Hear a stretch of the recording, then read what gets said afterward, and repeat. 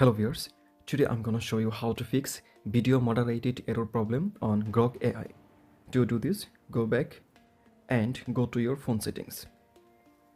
Scroll down and tap on apps. Now search for Grok AI. Tap on Grok. Scroll down and tap on storage. Now delete the cache file and go back. We need to check the internet connection. If you are using Wi-Fi, then switch to mobile data, and if you are on mobile data, then switch to Wi-Fi. A weak and unstable network can do this error. After do that, go to Play Store. Search Grok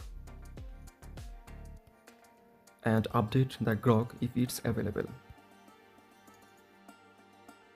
Now open it.